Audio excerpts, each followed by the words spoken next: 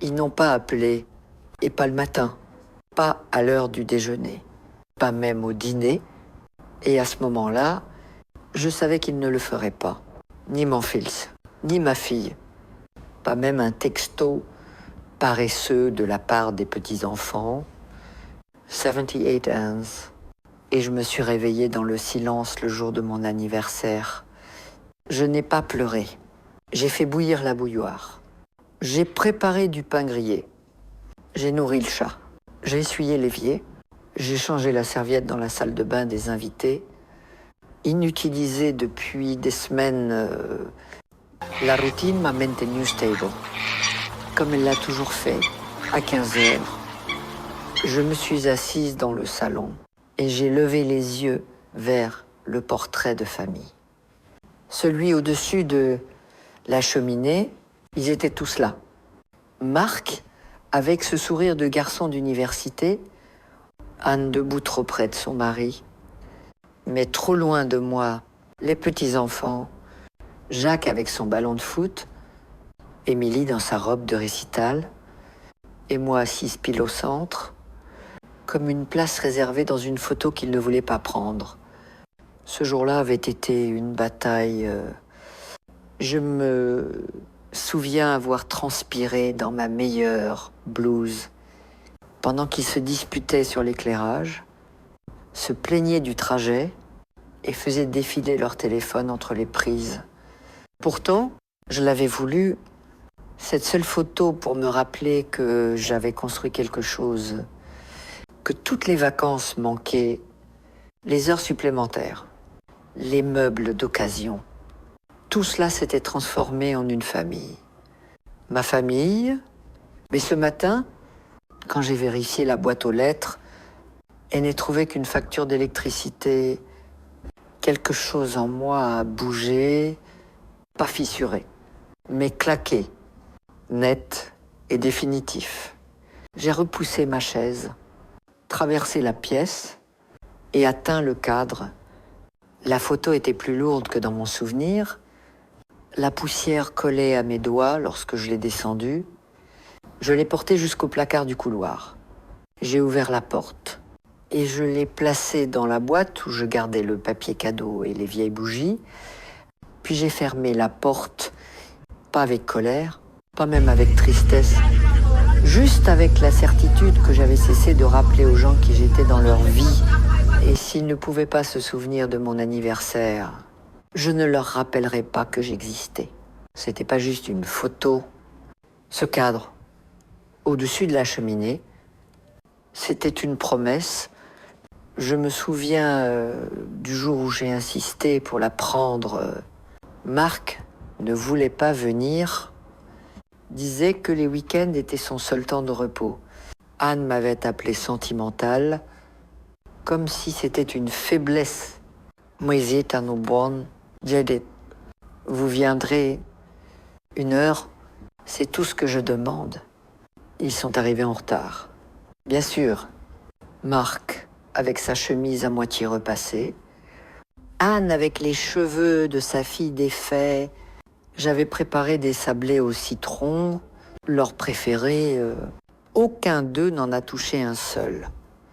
Le photographe était un garçon du quartier, poli mais nerveux. Je l'avais choisi parce qu'il demandait la moitié du prix et m'appelait Madame. Nous nous sommes tenus dans le jardin. La lumière du début d'été était juste parfaite. Je me souviens avoir tenu la main d'Émilie. Elle avait 6 ans. Alors, et pensé, c'est la dernière fois que nous serons tous ensemble comme ça. Je ne savais pas pourquoi je le pensais, mais ça m'a marqué. La photo était magnifique, trop magnifique. Les sourires parfaits, les posturas justes. Des étrangers penseraient que nous étions proches, que nous nous retrouvions pour des déjeuners dominicaux, que nous nous appelions juste pour dire bonjour. Ils ne devineraient jamais qu'Anne ne m'avait pas serré dans ses bras depuis 5 ans, ou que Marc ne venait que lorsqu'il avait besoin d'aide avec les impôts. J'ai accroché la photo quand même. Juste là, au-dessus de la cheminée, comme une médaille dont je n'étais pas sûre d'avoir mérité, mais que je voulais désespérément croire. Avec le temps, elle est devenue une fixture. Les invités y jetaient un œil, disaient « Quelle belle famille !» Et je hochais la tête, disais « Merci », même si à ce moment-là, nous parlions à peine. C'est drôle. Je la dépoussiérais plus que tout autre cadre dans la maison. Je nettoyais le verre doucement, le redressais s'il penchait, comme si le soin que je lui donnais pouvait d'une manière atteindre les autres. Un signal, je suis toujours là. Je tiens encore à vous. Messieurs, quand je l'ai descendu, le mur semblait nu, mais honnête, l'ombre d'un crochet de tableau restait. Une petite cicatrice sur la peinture, je l'ai laissée là, qu'elle soit visible, qu'elle me rappelle ce que j'avais donné et ce qui était revenu en retour.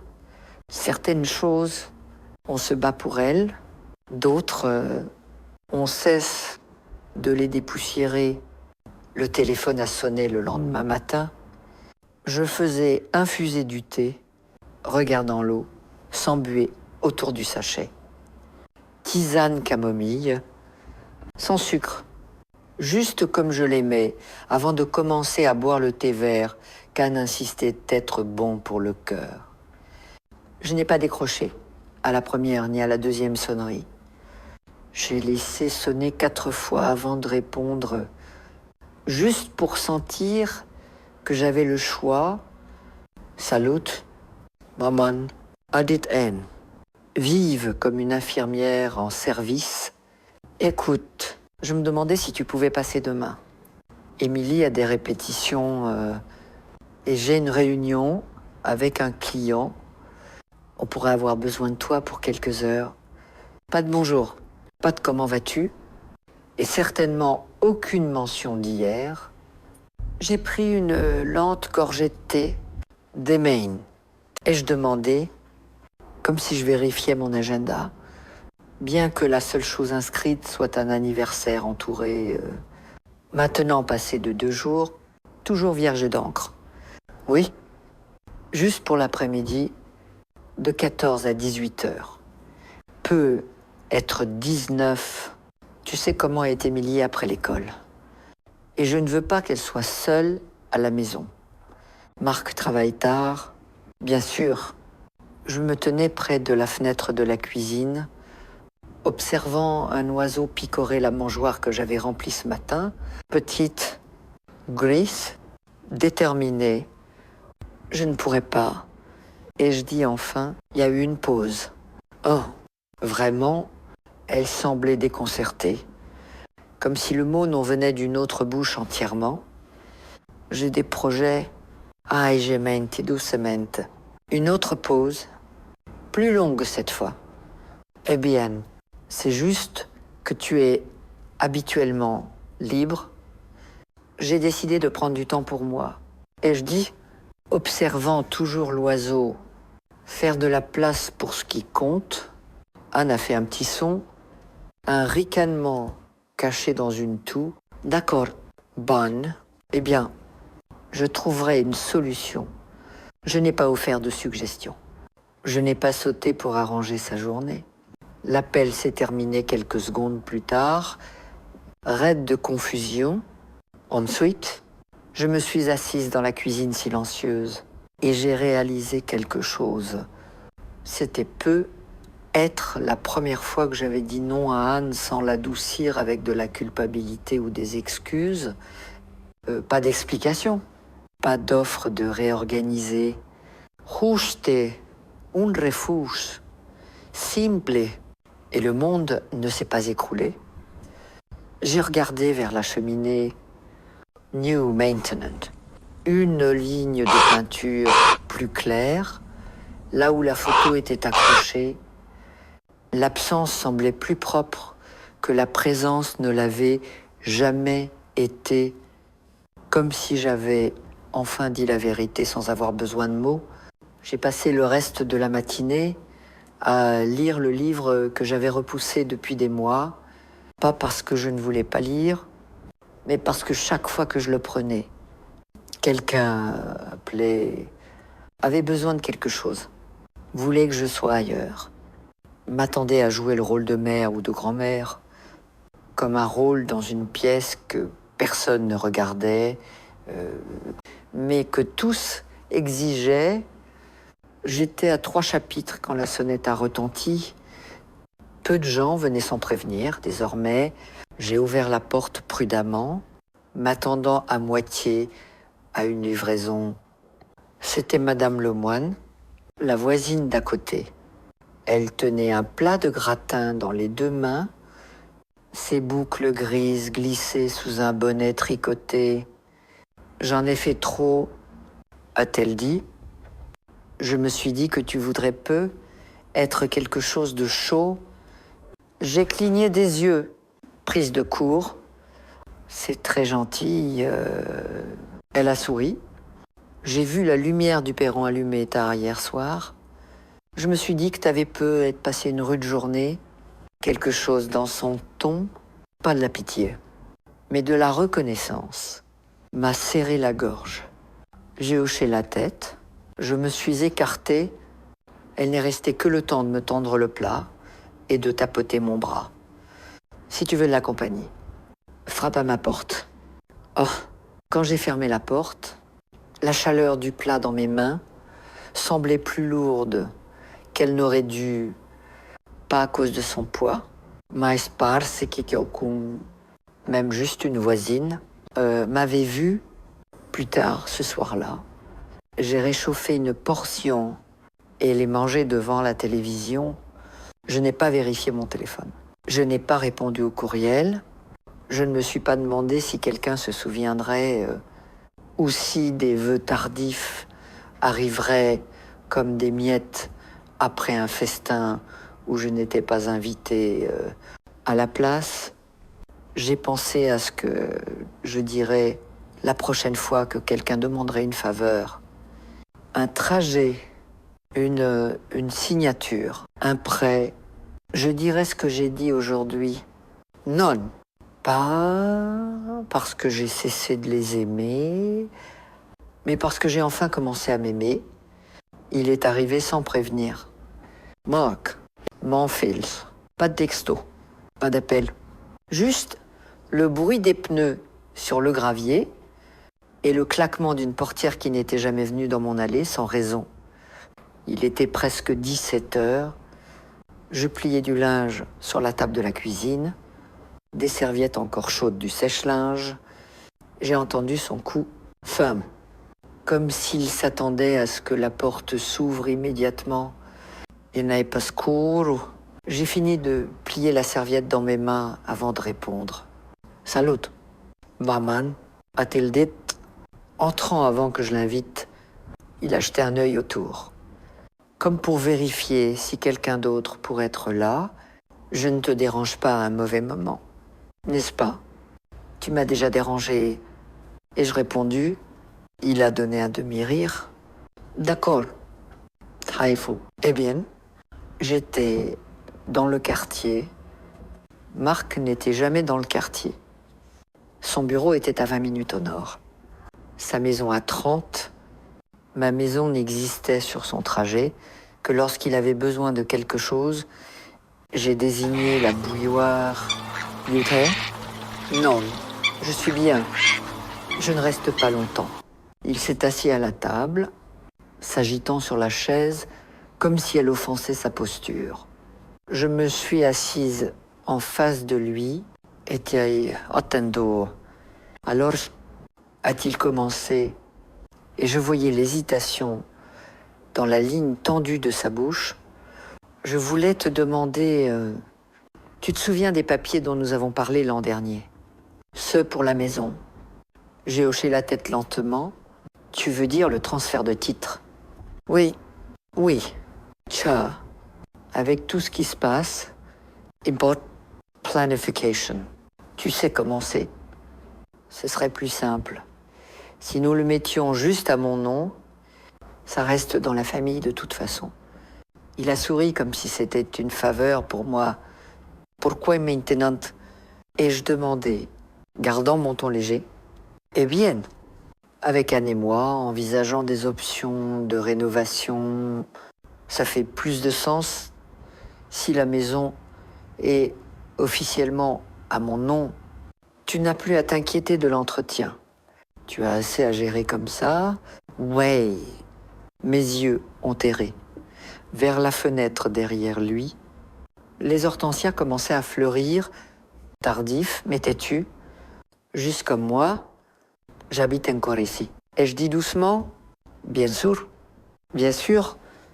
tu resterais aussi longtemps que tu veux. C'est juste une question technique.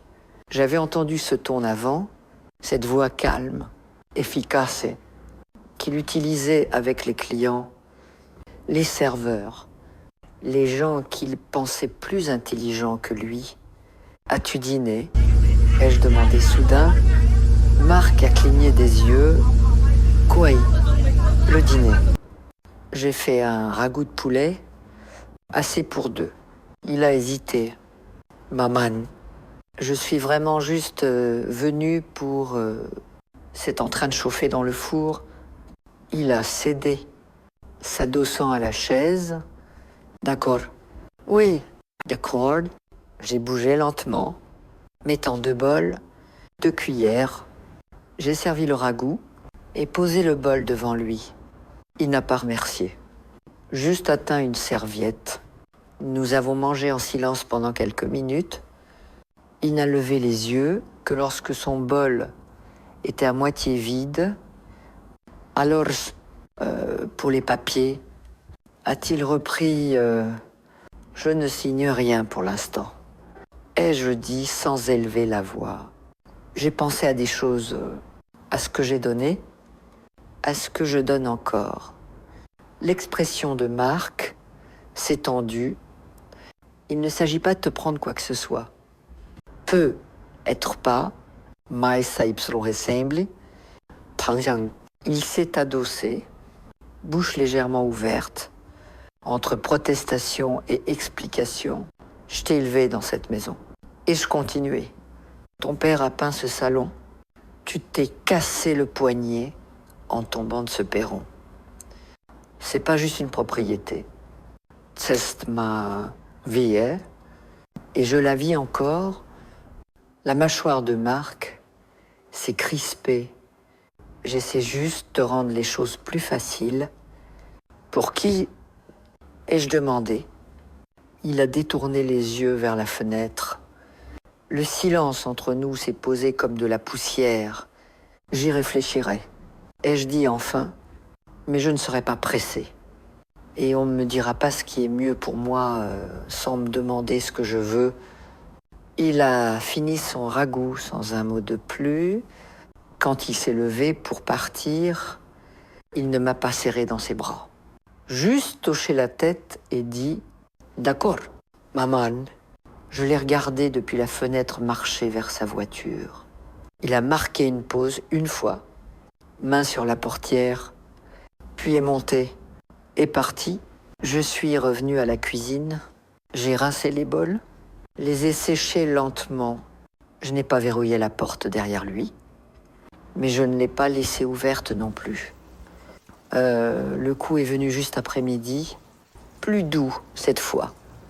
Hésitant, j'ai ouvert la porte pour voir Nathan debout là, tenant son sac à dos comme un bouclier.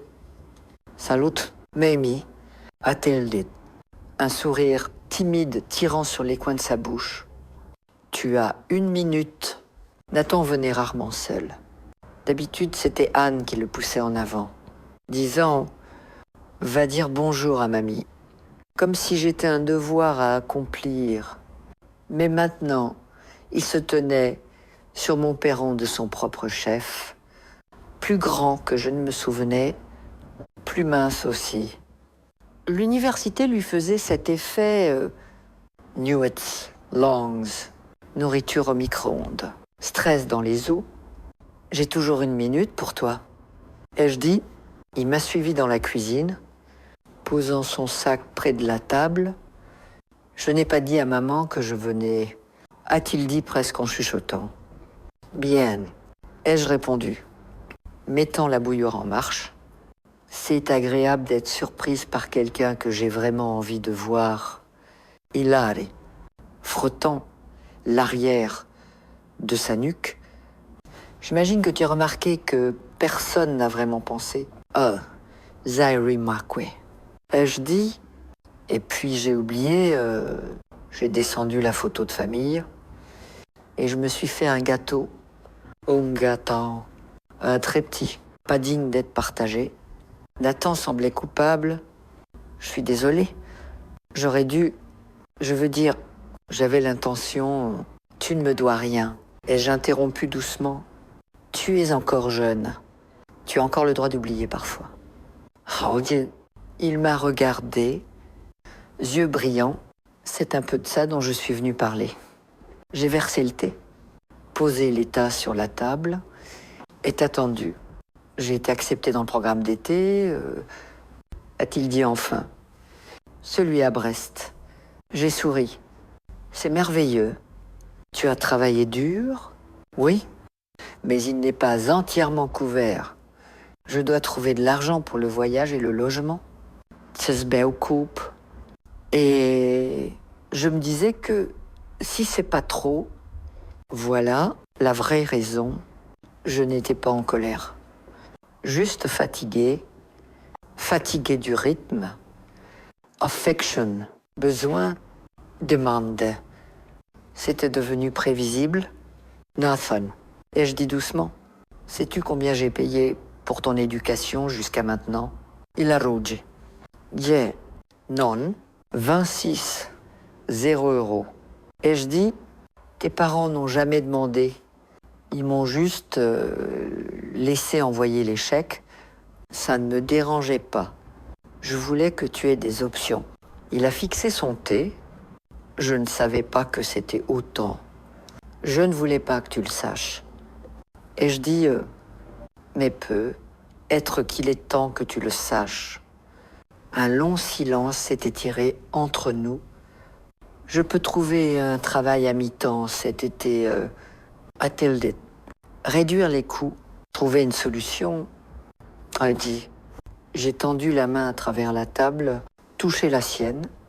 Ou nous pouvons faire quelque chose de différent, quelque chose de mieux. Il a levé les yeux. Je le financerai, ai-je dit, tout l'été. Voyage, lodgement, repas, mais pas comme un don. Je veux établir une fiducie pour toi, pas pour tes parents. On est fiduciaire, a-t-il répété, comme si le mot était trop grand pour sa bouche. Tu auras accès quand tu auras 25 ans. Plutôt, si c'est pour l'école ou des urgences. Mais il y aura des règles et des attentes. Il a cligné des yeux. Tu ferais vraiment ça? Je veux le faire. Et je dis, parce que je crois en toi, mais ça vient avec une condition, laquelle? Plus de prétention. Et je dis, si nous sommes dans la vie l'un de l'autre, c'est par choix, pas par culpabilité, pas par performance. Tu peux être en désaccord avec moi, tu peux être en colère, mais tu ne peux pas disparaître quand c'est plus facile. Il a hoché la tête lentement, marché conclu, et encore une chose, ai-je ajouté, ça ne fait pas de toi mon préféré, ça fait de toi le seul qui pose les bonnes questions. Son rire a dénoué quelque chose dans la pièce. J'y prends. Nous avons parlé pendant plus d'1 heure après cela du programme à Brest, de la fille qu'il aimait, de l'étrangeté, de réaliser que ses parents n'avaient pas toujours raison. Quand il est parti, il m'a serré dans ses bras à nouveau, pas une étreinte rapide, par devoir, mais une longue silencieuse. Le genre qui dit plus que les mots ne peuvent contenir. Après qu'il a franchi la porte, je me suis assise à la table et j'ai fixé les tasses à thé. Peut être que la prochaine génération avait encore de l'espoir. Peut être que c'était assez Il était presque minuit quand je me suis retrouvé dans le grenier. Pietz, nous, tenant une lampe de poche dans une main et une couverture drapée sur mes épaules. La maison était silencieuse. Le genre de silence qui n'est pas vide, mais plein d'échos, de pensées, de noms qu'on ne dit plus à voix haute. Je n'étais pas monté là-haut depuis des années. L'échelle a grincé sous moi comme une vieille amie offrant un dernier avertissement. La poussière flottait dans le faisceau de lumière quand j'ai posé le pied sur les planches de bois. Je ne cherchais rien en particulier, mais je savais ce que j'espérais trouver. C'était dans le coin du fond, sous une vieille couverture et une boîte étiquetée guirlande de Noël, dans l'écriture de mon défunt mari, un coffre plein de ses affaires, Tours, une pipe qu'il n'a jamais fumée, un pot de pièces à moitié plein et une chemise marquée simplement Dad. Je me suis assise en tailleur sur le sol, les genoux douloureux, et je l'ai ouverte. À l'intérieur, des dessins, des plans, des chiffres griffonnés. Denis était charpentier de métier, mais rêveur dans l'âme. Il m'avait dit un jour qu'il voulait construire une cabane au bord du lac. Juste nous deux, un endroit calme. Il n'a jamais eu l'occasion. La vie avait des factures, des fans, des exigences qui passaient toujours en premier, mais il n'a jamais jeté les dessins. Sous les papiers, il y avait une lettre, non ouverte, adressée à moi dans son écriture soignée, tout en majuscules. Et reconnu l'enveloppe. Il l'avait écrite une semaine avant l'opération qui s'est terminée, sans qu'il se réveille. Je l'avais rangée, incapable de supporter les mots. Puis je l'ai ouverte maintenant. Hélène, commençait-elle, la seule personne qui m'appelait ainsi, ça veut dire que je n'ai pas réussi. Ne laisse pas le chagrin te transformer en fantôme. Ne donne pas tout ton cœur aux enfants. Gardons un peu pour toi. Tu en auras besoin.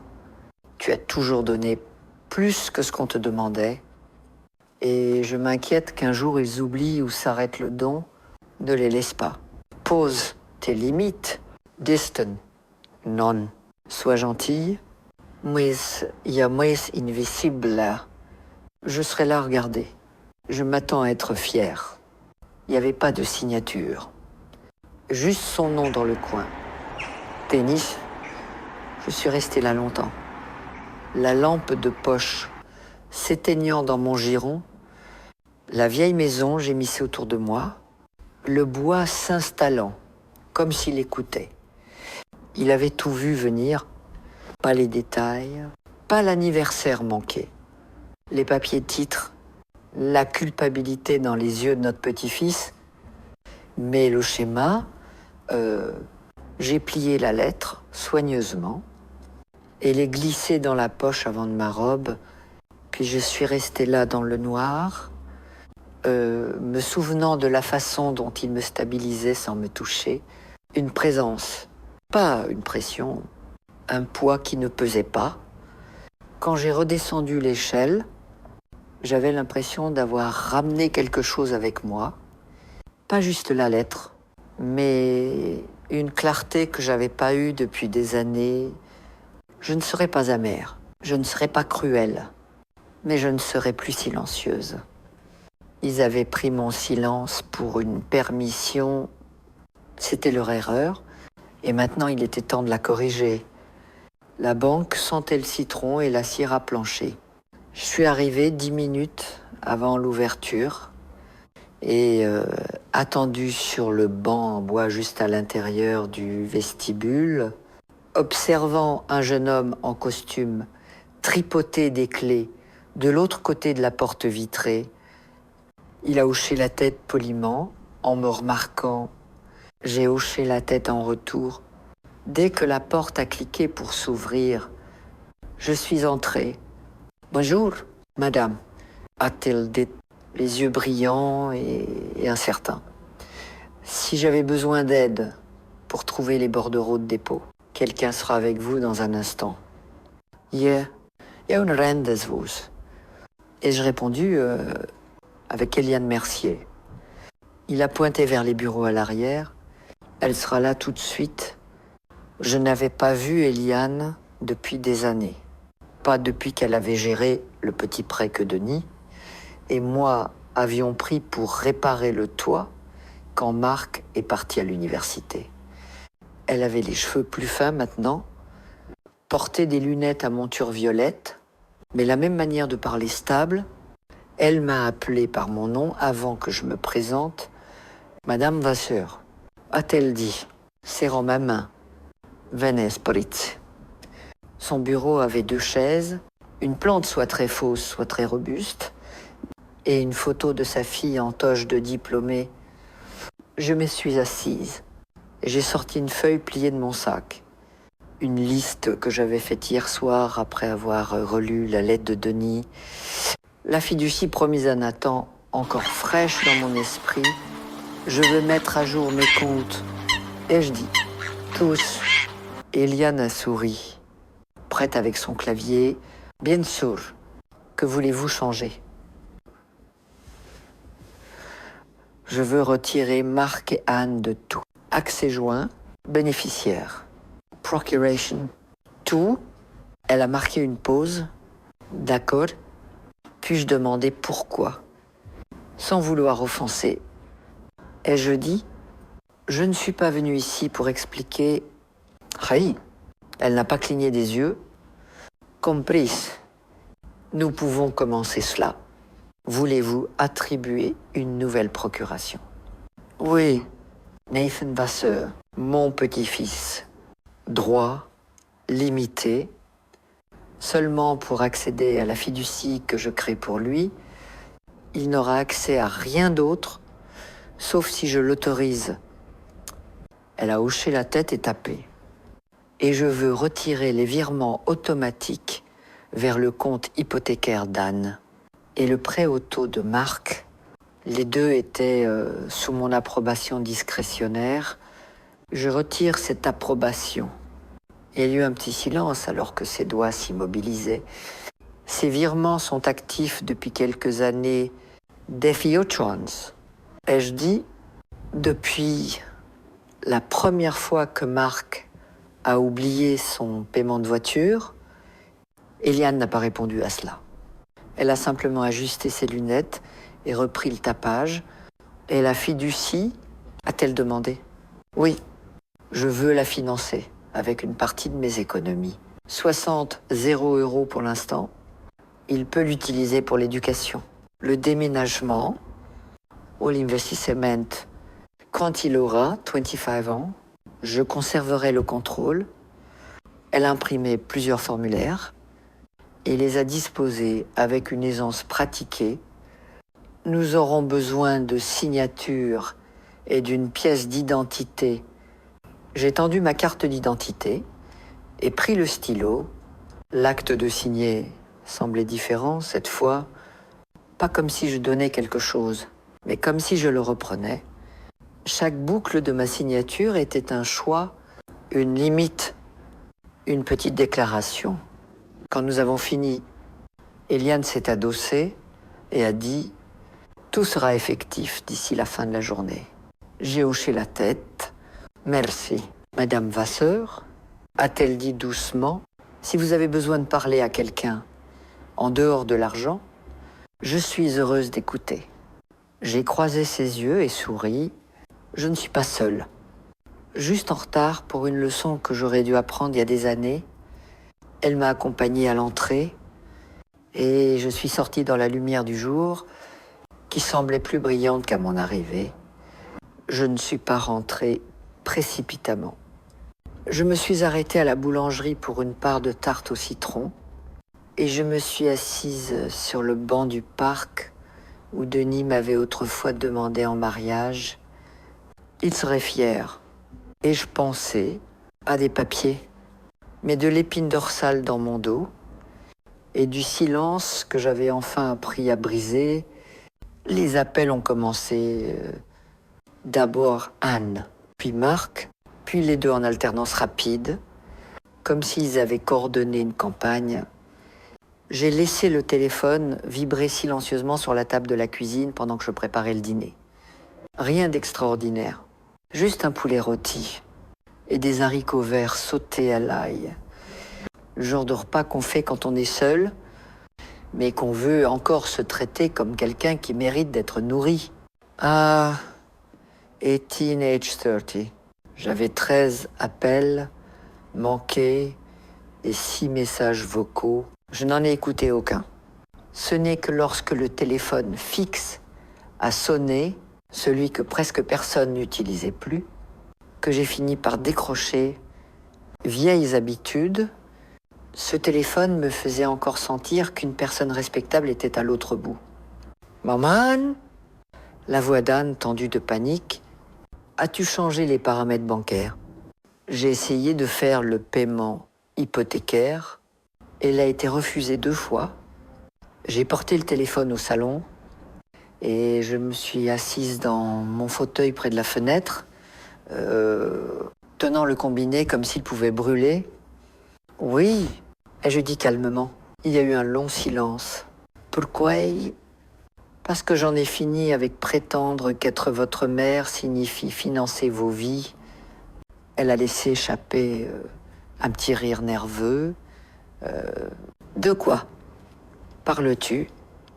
Je parle d'années de retrait silencieux, pas juste de mon compte. Anne, de moi, chaque fois que vous aviez besoin de quelque chose, j'étais là. Et maintenant, vous ne pouvez pas vous souvenir d'appeler pour mon anniversaire. C'est pas juste. Non, j'ai convenu. Ce n'est pas juste. Mais j'en ai fini d'attendre les quitter. Elle est restée silencieuse un instant. Donc, tu nous coupes les vivres. Je reprends ce qui est à moi, mon argent, ma paix, ma place dans cette famille ou en dehors. Tu aurais pu nous parler. Il est fait. Chaque fois que j'ai dit oui quand je voulais dire non, c'était moi qui parlais. Vous n'écoutiez pas. Un autre silence, plus long, puis d'une voix tranchante. Marc Fatapler, tu as tout bouleversé. Il a déjà appelé, j'ai pas répondu. J'ai raccroché et éteint la sonnerie. J'ai mangé mon dîner près de la fenêtre, regardant le soleil glisser derrière la clôture du voisin. Le téléphone a clignoté 1 ou 2 fois dans l'autre pièce, mais je n'ai pas bougé. Oh, 2815. On a frappé à la porte. Je n'avais pas besoin de deviner qui c'était. J'ai ouvert lentement et trouvé Marc sur le perron, chemise déboutonnée au col, mâchoire serrée. Tu as tout changé à la banque. A-t-il dit, sans salutation. Il a fait, sans avertissement. Tu en as eu plein. Tu ne les as juste pas vus. Il a regardé derrière moi dans le couloir, comme si quelqu'un pourrait sortir et lui dire que c'était une erreur. Alors c'est tout. Tu coupes tes propres enfants. Je redéfinis ce que je dois et ce que je ne dois pas. Oh tiens, il a reculé, yeux plissés. Tout le regretteras. J'ai hoché la tête lentement. Peut être, mais pas aujourd'hui. Marc m'a fixé un moment de plus, puis s'est tourné et a marché vers sa voiture, claquant la portière plus fort que nécessaire.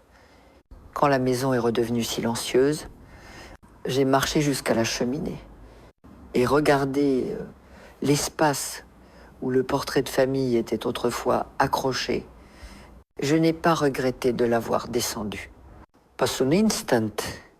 Je n'avais plus besoin d'une photo pour prouver que j'avais une famille. Le téléphone clignotait silencieusement dans l'autre pièce. Je l'ai laissé là. Parfois, la chose la plus forte qu'on puisse dire, c'est rien du tout. C'est Marguerite qui a finalement frappé, pas une famille, pas une obligation.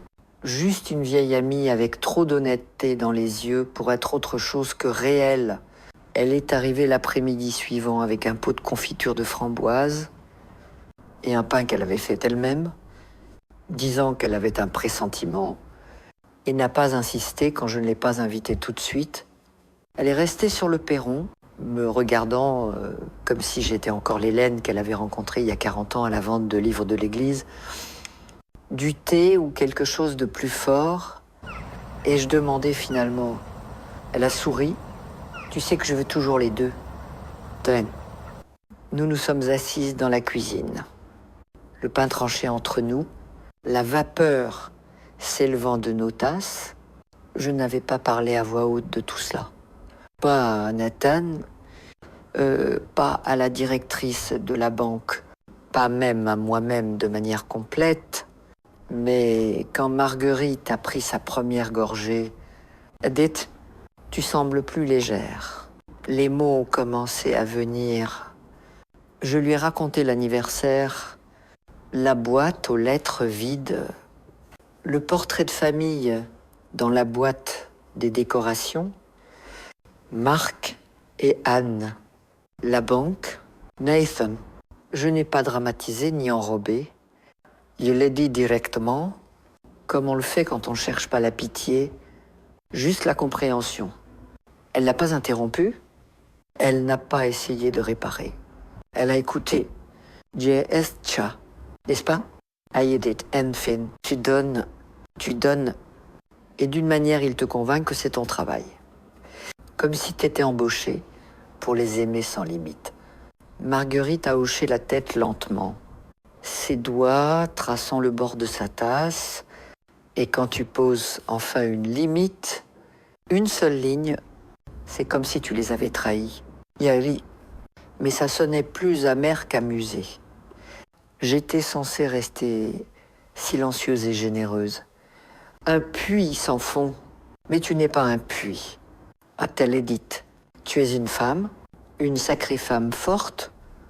J'ai croisé ses yeux et senti quelque chose s'installer en moi, pas exactement la paix, mais quelque chose de proche, comme si j'avais enfin cessé de retenir mon souffle.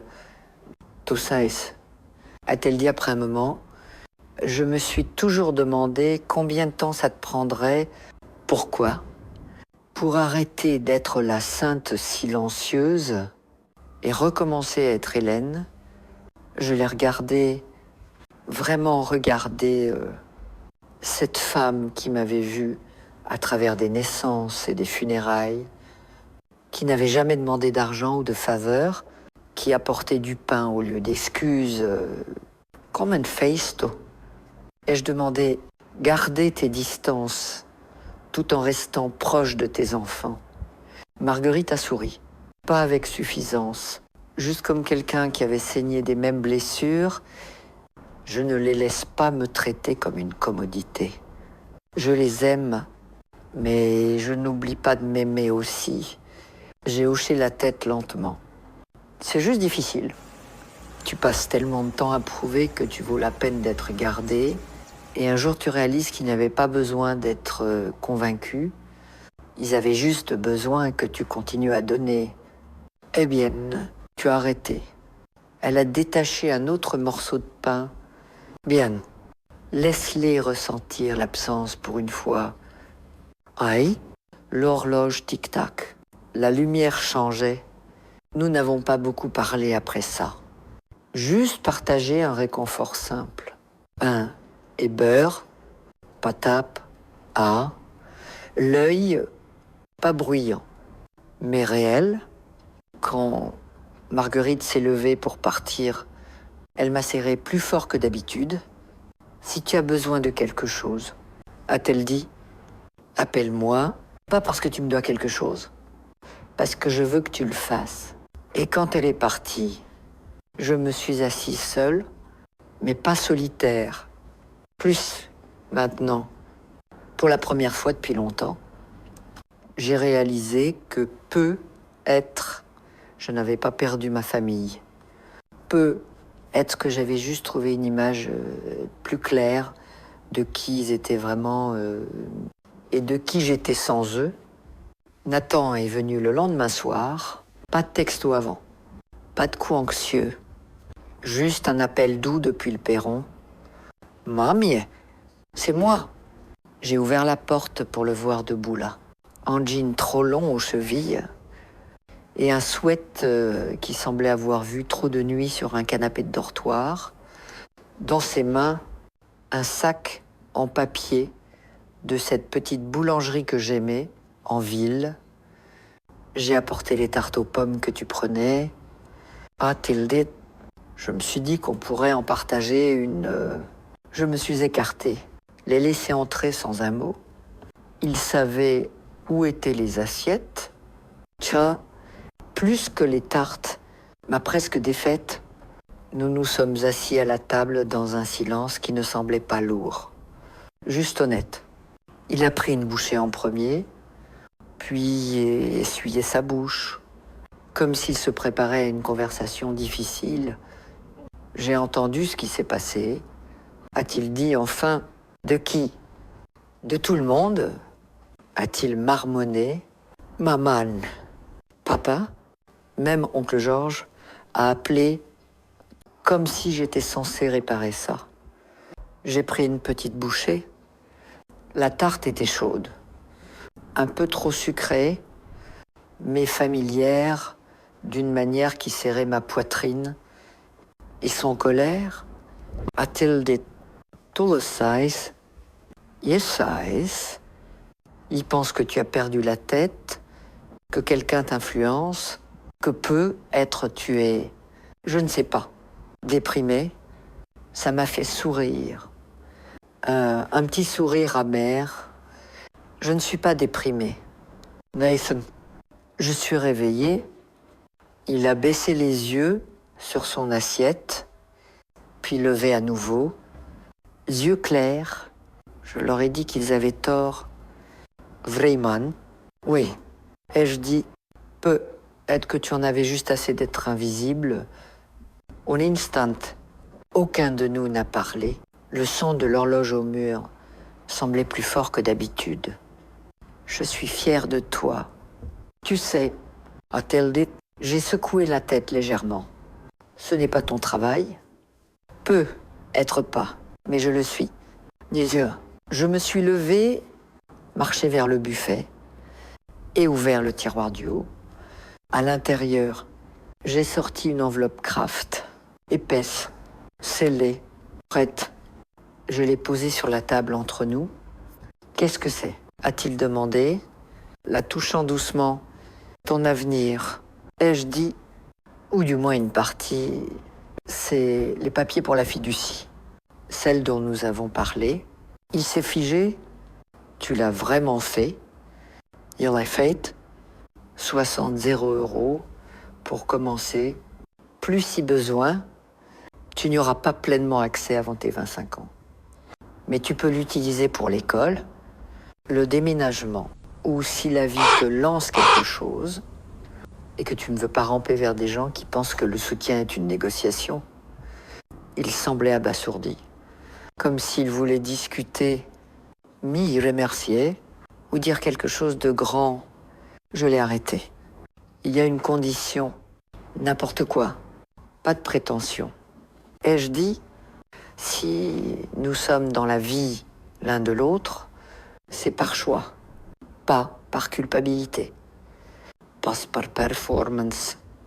Tu peux être en désaccord avec moi, tu peux être en colère, mais tu ne peux pas disparaître quand c'est plus facile. Il a hoché la tête, lentement. Marché conclu. Et encore une chose, ai-je ajouté, ça ne fait pas de toi mon préféré. Ça fait de toi le seul qui pose les bonnes questions. Son rire a dénoué quelque chose dans la pièce. Je prends. Nous avons parlé plus d'1 heure après ça, du programme à Brest, de la fille qu'il aimait, de l'étrangeté de réaliser que ses parents n'avaient pas toujours raison. Quand il est parti, il m'a serré dans ses bras à nouveau, pas par obligation, Mais comme on sert un foyer, je l'ai regardé depuis la fenêtre marcher dans l'allée, la lumière du perron projetant son ombre longue derrière lui. La fiducie n'était que de l'argent, mais la corde, c'était quelque chose de plus... un début à mes conditions. La carte est arrivée dans le courrier 2 jours plus tard. Enveloppe le pâle. Mon nom écrit dans l'écriture soignée et bouclée d'Anne, celle qu'elle utilisait pour les étiquettes de fête et les notes de remerciement aux clients de son mari. Je l'ai tenu un moment avant de l'ouvrir. Pas d'adresse de retour, pas de décoration, juste la carte à l'intérieur, une fleur aquarelle pâle sur le devant. À l'intérieur, 2 lignes. Nous sommes désolés d'avoir oublié ton anniversaire. Laissons-nous nous rattraper. Dinerce samedi. Notre treat, toute la famille, pas de nom, pas de signature, juste nous, le même nous qui signifiait elle et Marc, parlant d'une seule voix quand ça leur convenait, une équipe, un front uni contre quoi? La responsabilité, je n'ai pas répondu, je n'ai pas appelé. Le samedi est arrivé quand même. À 18h30, un SUV noir s'est garé dans l'allée. Anne est sortie la première, en talons trop hauts pour la saison, tenant un plat enveloppé de papier aluminium. Derrière elle, Marc Estaparou, portant un blazer qu'il réservait au dîner. Jacques et Émilie sont sortis en dernier, habillés plus chic que d'habitude, regardant partout, sauf vers la porte d'entrée. J'étais assise dans le salon, lumière tamisée, livre sur les genoux, fenêtre entr'ouverte juste assez pour les entendre hésiter sur le perron. Peut être qu'elle n'a pas vu la carte, a chuchoté Anne. Marc a marmonné quelque chose en retour. J'ai capté le mot fierté. Jacques a sonné. Je n'ai pas répondu. Ils sont restés là quelques minutes de plus. Une autre sonnerie. Puis un coup. Puis rien. Finalement. J'ai entendu le SUV démarrer à nouveau. Le crissement du gravier. Le lent recul des pneus dans la rue. Je ne me sentais pas victorieuse. Mais je me sentais pas coupable non plus. Plus tard ce soir-là, la sonnette retenti encore, un son plus doux cette fois, comme quelqu'un incertain d'avoir la bonne maison. Quand j'ai ouvert, c'était Émilie seule. Elle se tenait sur le perron dans un manteau gris doux, tenant un conteneur Tupperware. Salote. Mais Émile, a-t-elle dit, ils sont au dîner. Je leur ai dit que j'avais oublié mon téléphone à la maison. Je me suis écartée. Elle est entrée doucement, a posé le conteneur sur le comptoir. Et a dit, ce sont juste des lasagnes. Maman a dit de ne pas les apporter. Mais j'ai pensé que tu voudrais peu être quelque chose de chaud plus tard. Je l'ai observé. 17 hands. Maintenant. Maladroite, d'une manière qui avait plus d'honnêteté que d'artifice, sa voix n'avait pas les bords tranchants de sa mère, ni l'épuisement de son père. Tu t'es souvenu de mon anniversaire. Ai-je demandé? Elle a hoché la tête. J'ai écrit une carte. Mais maman ne l'a pas envoyée. Elle l'a dite. Peu importe ce qu'elle a dit. J'ai tendu la main, touché son bras. Assieds-toi. Nous avons mangé à la table de la cuisine, pas les lasagnes, des sablés d'une boîte, ceux qu'elle m'aidait à faire quand elle avait 8 ans. Elle m'a parlé de l'école, de comment elle détestait la chorale maintenant, de sa meilleure amie qui s'est éteint les cheveux en vert sans demander à sa mère. J'ai écouté comme je l'avais toujours fait et je n'ai pas demandé plus qu'elle n'offrait. Quand elle s'est levée pour partir, elle a hésité à la porte. « Mamé, oui, ma chérie, je sais qu'ils ont raté. Je ne veux juste pas choisir un camp. Tu n'as pas à le faire. » Ai-je dit doucement. Continue juste à venir. C'est tout ce que j'ai toujours voulu. Elle m'a serré fort. Et un instant, j'ai permis de croire que juste peut être, certaines parties de l'histoire s'écrivaient encore, pas parce qu'il méritait une seconde chance, mais parce que moi, oui, c'est Diane qui a appelé en premier, pas un membre de la famille, pas une vieille amie, mais ma voisine 2 maisons plus loin. Celle avec les carillons éoliens qui ne s'arrêtaient jamais de teinter et les œillets d'Inde qu'elle replantait chaque printemps, comme si elle essayait de surpasser l'année précédente. Je me suis dit que tu en avais peu, être assez de ta propre compagnie. A-t-elle dit? Quelques-unes d'entre nous se réunissent ce soir. Rien de chic, juste de la soupe et des histoires. J'ai failli dire non. Habitué au silence de la maison, au rythme des soirées calmes, mais quelque chose dans sa voix m'a fait hésiter. Pas de la pitié, pas de la curiosité, juste de la chaleur. J'apporterai du pain. Et je dis avant de trop y penser, 6 femmes étaient assises dans le salon de Diane ce soir-là, toutes plus de 60 ans, certaines bien plus. Aucune ne portait de maquillage, toutes avaient des chaussettes épaisses. Quelqu'un avait apporté une tarte, quelqu'un d'autre des histoires sur les petits-enfants, les fuites de plomberie. Et quelle eau faisait le plus mal sous la pluie? Elles m'ont fait une place sans chichi, comme si j'avais toujours fait partie du cercle. J'ai pris la place, près de l'étagère, posé le pain sur la table et écouté. Pendant la première heure, je n'ai pas parlé, juste hoché la tête, ri quand elle le faisait, absorbant la façon dont elle se taquinait. Leur silence n'était pas gênant. Personne n'essayait de réparer ou de surpasser l'autre. À un moment, Nora, une veuve aux yeux vifs avec une voix comme du gravier et de la mélasse, s'est tournée vers moi. Et a dit, tu as été silencieuse. Hélène, tu as une histoire pour nous. J'ai hésité, puis haussé les épaules. Je pensais que les anniversaires, c'était à propos de gâteaux et de cartes. Quelques-unes ont ri. Quelqu'un a dit, n'est-ce pas, peut être... mais maintenant, je pense qu'ils sont juste un audit annuel. Et je dis, un moment où tu vérifies ton bilan, qui est encore là, qui se montre, qui ne se montre pas. Quelle sorte de femme tu as été? Et si c'est celle que tu veux continuer à être reniée, elles se sont tues alors, pas méchamment.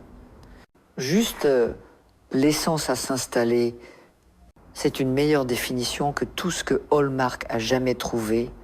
A dit Diane enfin.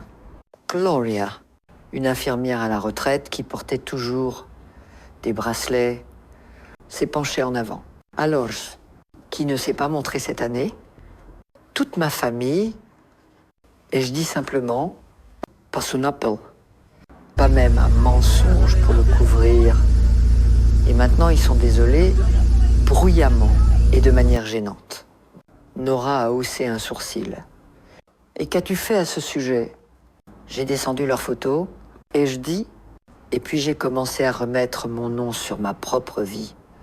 Un murmure d'approbation a parcouru le groupe. Diane m'a passé une seconde portion de soupe. Eh bien, joyeux anniversaire, Hélène, à Hélène, a répété quelqu'un, levant une tasse à thé dépareillée. J'ai souri, pas par politesse, mais parce que ça faisait du bien, pas de la flatterie, pas des louanges, juste de la reconnaissance. Elles n'ont pas demandé de détails. Elles n'ont pas demandé de pardon au nom de ceux qui ne l'avaient pas mérité. Elles ont juste passé le pain, rempli ma tasse, et m'ont laissé m'asseoir parmi elles, sans explication ni justification. C'était une des meilleures soirées que j'avais eues depuis des années. Sur le chemin du retour, l'air froid ne me dérangeait plus comme avant. La lumière du perron brillait doucement et le vent avait poussé quelques feuilles contre la porte moustiquaire. Les franchi la porte est fermée derrière moi, le cœur plein, mais sans fardeau. Il n'y avait pas de message vocal en attente. Pas d'excuse de dernière minute de Marc. Pas de visite surprise d'Anne. Juste la maison. Immobile et chaude, exactement comme je l'avais laissée. Il ne me manquait pas. Pas ce soir. Ce que j'avais trouvé était quelque chose de plus petit, plus calme, mais bien plus vrai. Une table où je n'avais pas gagné ma place.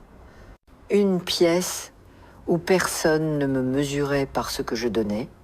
Un cercle où être présente suffisait et peu être. Et je pensais en éteignant la lumière. C'était la célébration que j'attendais depuis toujours.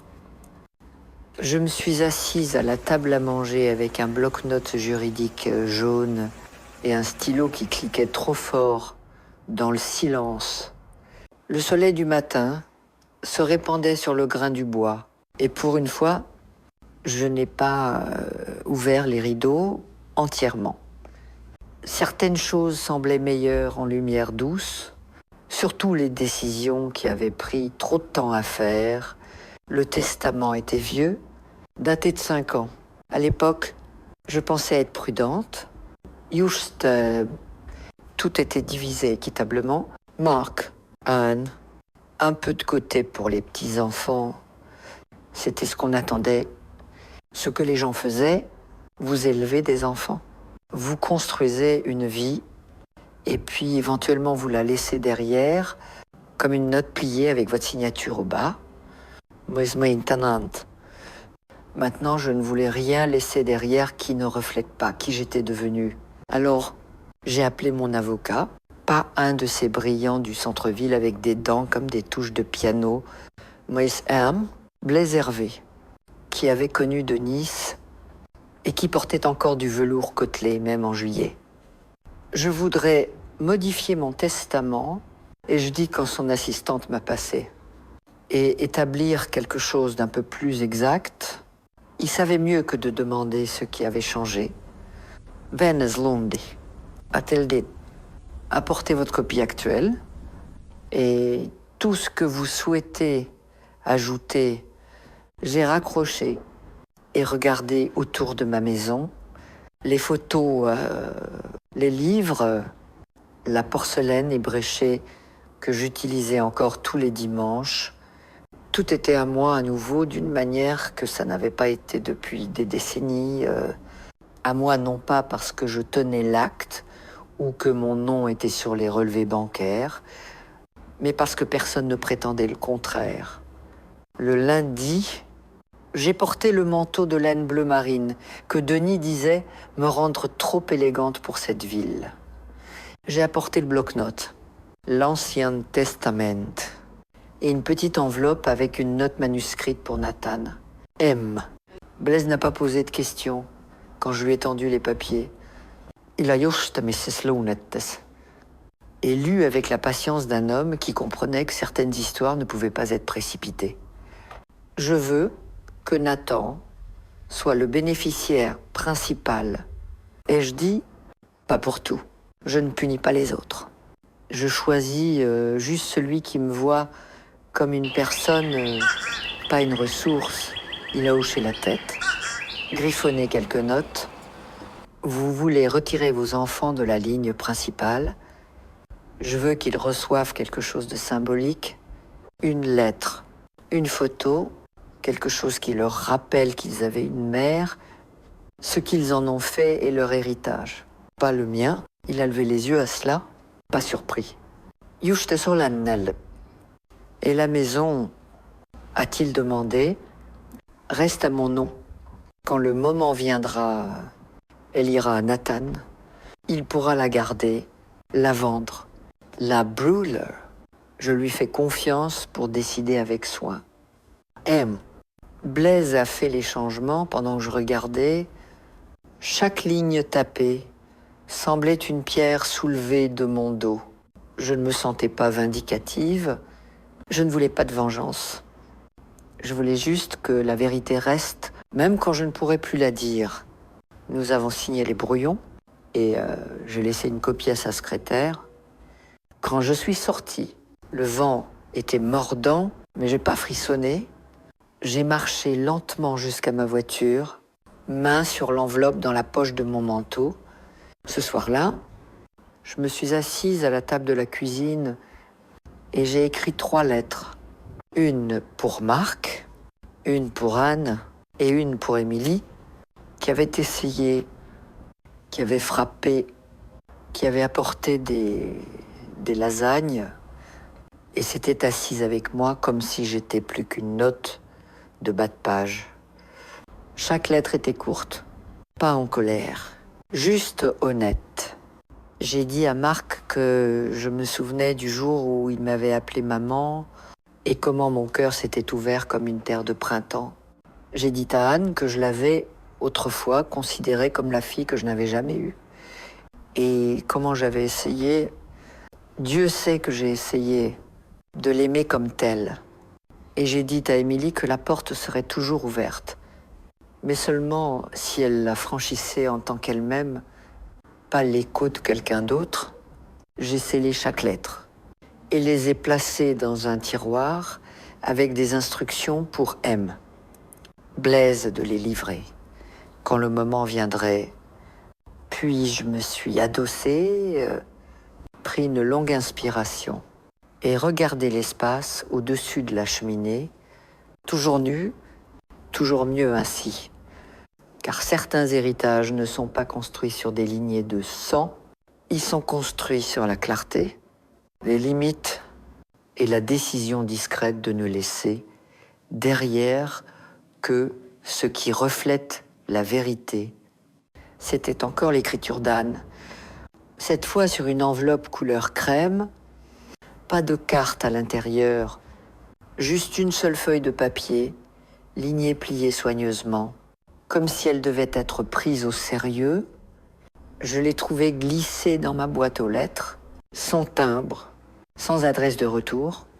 Elle avait dû la conduire et la laisser elle-même. Trop fière pour frapper, trop têtue pour rester complètement à l'écart. Je ne l'ai pas lu tout de suite. J'ai d'abord fait du thé, grillé une tranche de pain, laissé la radio murmurer en fond avec une station qui jouait uniquement du piano. Seulement, alors, quand la bouilloire avait refroidi et que l'air dans la cuisine s'était posé, je me suis assise et l'ai ouverte. Maman, je ne sais pas quoi dire qui ne sonne pas défensif ou insincère. Peu être-je attendu trop longtemps pour dire quoi que ce soit. Peut être que c'est une partie du problème. Je sais que nous avons oublié ton anniversaire. Je sais que nous avons oublié d'autres choses aussi. Des choses plus grandes que des dates, du temps passé, des questions non posées, des merci qui ne sont jamais sortis à voix haute. Nous nous sommes habitués. C'est le mot qui me revient sans cesse. Habitués à ce que tu sois toujours là. À dire « oh oui », à prendre le relais. Je ne pense pas avoir réalisé combien de nos routines dépendaient de ton silence. Et maintenant, le silence a changé. Il a une forme. Il dit quelque chose. Etienne Lantens. Vraiment, tu ne nous dois rien. Maman, mais j'espère qu'il n'est pas trop tard pour essayer d'être quelque chose d'autre que ce que nous avons été.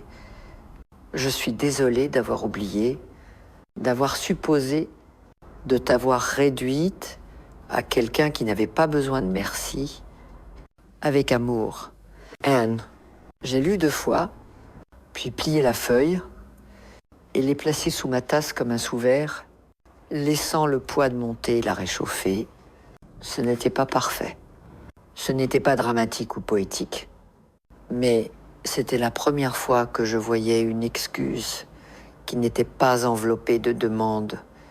Je ne l'ai pas appelée, pas ce jour-là. Peu, et pas demain non plus. Mais je ne l'ai pas déchirée.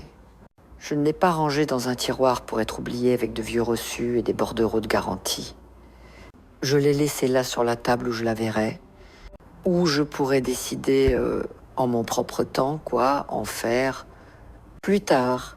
En lavant la vaisselle, j'ai pensé à quelque chose que Denis avait dit il y a des années quand nous étions jeunes mariés, quand le pardon était encore une compétence que nous apprenions tous les deux. Tout n'a pas à être réparé tout de suite, avait-il dit, essuyant ses mains sur un torchon. Certaines choses guérissent mieux quand on les laisse respirer d'abord. Cette nuit-là, j'ai ouvert la fenêtre avant de me coucher. L'air était vif, avec le froid de fin de printemps, et la lune pendait bas au-dessus du garage du voisin. Quelque part dans la rue, un chien a aboyé 2 fois. Et sais-tu, à nouveau, je ne ressentais pas exactement la paix.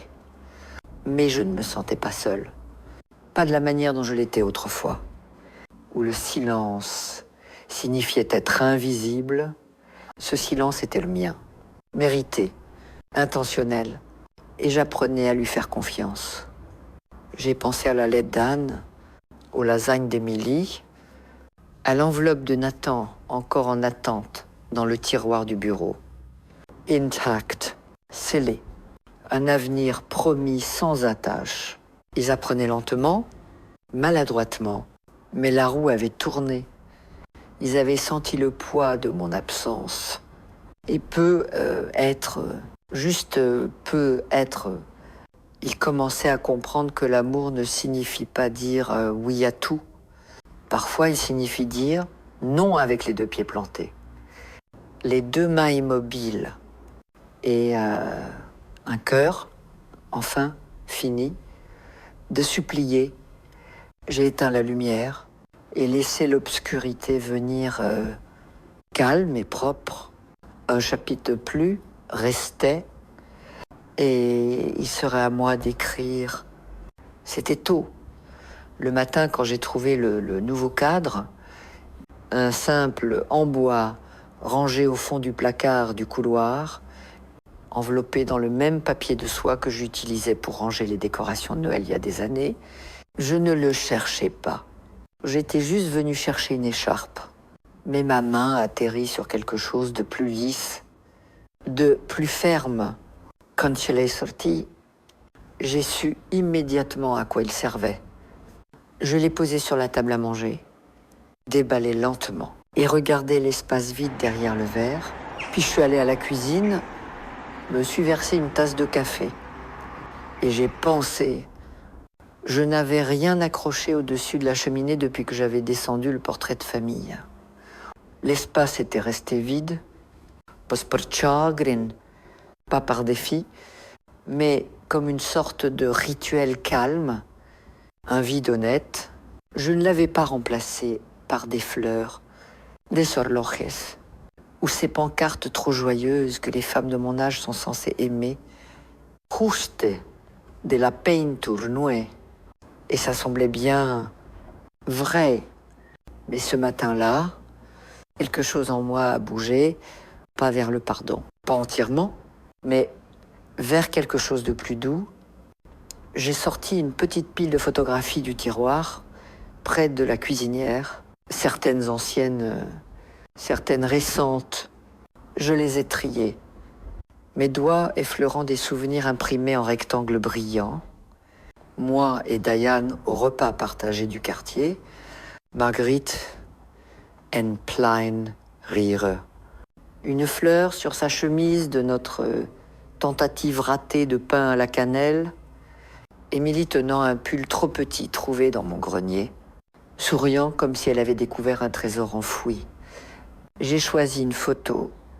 Elle avait été prise il y a 2 semaines par Nora avec son vieux Polaroid. Nous 6 assises dans le salon de Diane, bol de soupe vide, chaussettes dépareillées et une chaleur entre nous qui ne pouvait pas être mise en scène. J'étais là au centre, pas parce que je l'avais demandé, pas parce que j'avais lutté pour être vue, mais parce qu'elles avaient fait de la place et je l'avais remplie J'ai placé la photo dans le cadre et reculé. Ce n'était pas dramatique, juste calme et juste... je l'ai portée dans le salon et tenue contre le mur un long moment.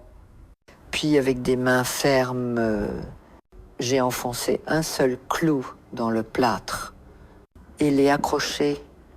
Elle était plus petite que l'ancien portrait de famille, moins formelle, plus réelle. Et quand j'ai reculé, j'ai senti quelque chose s'apaiser en moi, comme une page avait été tournée, pas arrachée. Un peu plus tard, le courrier est arrivé, juste 2 enveloppes, une facture de service public et une petite carte sans adresse de retour. À l'intérieur, une note sur un papier simple. Je pense à toi aujourd'hui.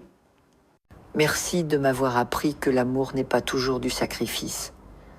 Parfois, c'est choisir soi-même et laisser les autres s'élever pour te rencontrer. Pas. Elle n'était pas signée, mais je savais que c'était de Nathan. Je l'ai placée sur la cheminée juste sous le nouveau cadre. Cet après-midi-là, il s'est parti marcher. À longtemps, pas vite, juste assez pour sentir l'air, pour laisser mon corps me rappeler qu'il était encore capable de mouvement, encore partie du monde. Les voisins faisaient signe, quelques enfants passaient à vélo. L'une d'eux, je crois qu'elle s'appelle Lucie, a crié « Salut, mademoiselle N », comme si elle le pensait. Quand je suis rentré, la maison était calme, mais pas solitaire. Plus maintenant, le téléphone restait silencieux sur le comptoir. Pas de nouveaux messages, pas d'excuses, pas de demandes, juste le doux bourdonnement du frigo, le tic-tac de l'horloge et une femme, 78 hands, debout dans une pièce qu'elle avait reprise, un choix à la fois. Au dîner, j'ai allumé une bougie, juste une... pas pour la compagnie, pas pour la mémoire, mais pour la présence. Pour moi, après avoir mangé, je me suis assise dans mon fauteuil près de la fenêtre et ouvert mon carnet, pas le bloc-notes juridique, les vrailles